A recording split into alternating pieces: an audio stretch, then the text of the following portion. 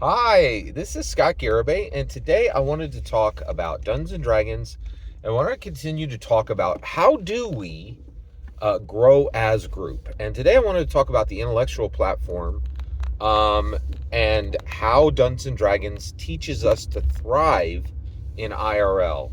And the wisdom that we're talking about today, this ability to grow as group, to come together as dungeon masters and dragon masters and make our personal lives better, to catapult forward in this harsh, difficult world together.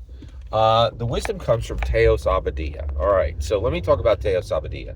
So, and his wisdom that he's giving us today is about traps and the traps that come in life, in my opinion, IRL, and the types of traps we have to deal with, which are nuisance, damage, and deadly. All right, so let's jump into this.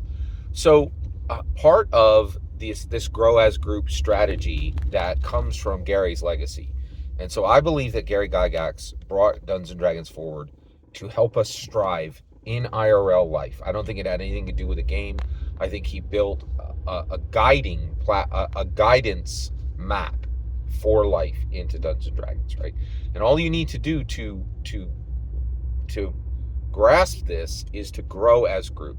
Treat your group of dungeon masters and dragon masters that you're playing Dungeons and Dragons with as a support team to improve yourself every single day. So let's talk about something on the intellectual platform side.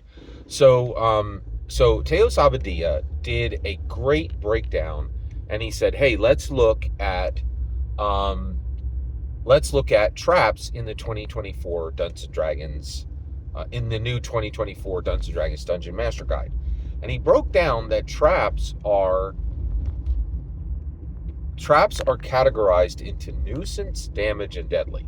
Okay, and he just spoke about it and then he talked about the mechanics of Dungeons and Dragons. Right now, we take Teos Abadia's brilliant breakdown from a game perspective, and then we apply our Gary Gygax legacy overlay, right? And we're like, okay, nothing in Dungeons and Dragons is actually about the thing it's talking about. The thing is not the thing. The thing is everything. The thing is allegory. The thing is example. The thing is improvement. The thing is transformation, right? So we don't think about traps the way Teos Abadia does. We do think about them from the perspective, we use what Teos Abadia is saying, that traps come in Dungeons and Dragons as nuisance, damage, and deadly. And then we extrapolate, right? We do what Gary told us to do, to master the dungeon and beyond. And boy, oh boy, is the word beyond starting to become very important in Dungeons and Dragons. Gary knew it. Even in 1974, he was aiming everything he did right at D&D Beyond, in my humble opinion. Astounding. Unbelievable. Right? Incredible. Absolutely incredible. All right. Okay. So, what are the traps in life, right? Okay, a nuisance. I have dealt with a nuisance, a betrayer friend, right? A friend who sits at your table, comes into your home, but is going to betray you, right? They're going to say information. They're going to talk out of school. They're going to say things that they have no right to say. They're going to talk about people connected to you that they have no right to talk about. They're going to, tell internal secrets, right, to the external world, right?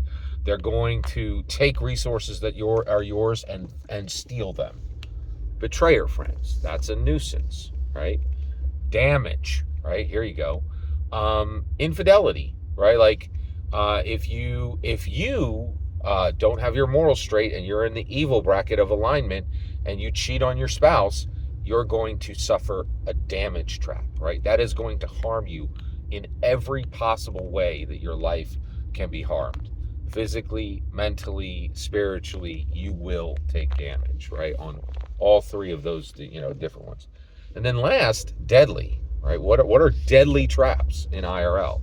Well, recreational substances, right? Oh, hey, 420. Yep. 3 weeks later, heroin. That's the path, right? So that is a deadly trap, right? And so how do we avoid these traps? Well, first of all, we have to identify them. We have to recognize them. And if we can simply see them, we don't even have to roll to dismantle them, right? Or we have to proceed with caution. And then last, there's places that we don't even enter. Right? You're like, oh no, man, there's a bunch of glowing runes on that rune. We need to go the other direction, right?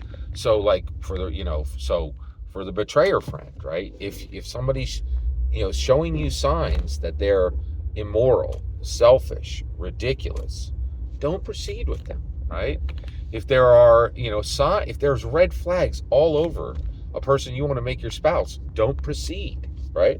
And then finally, if they're for recreational substances, next time you get somebody's like pass, don't. Or I say, no, man, I want to keep my sobriety. I want to be able to think clearly.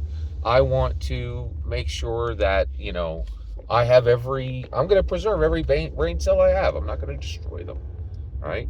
And that's how we deal with IRL traps, in my humble opinion. Every single word you just heard is my humble opinion.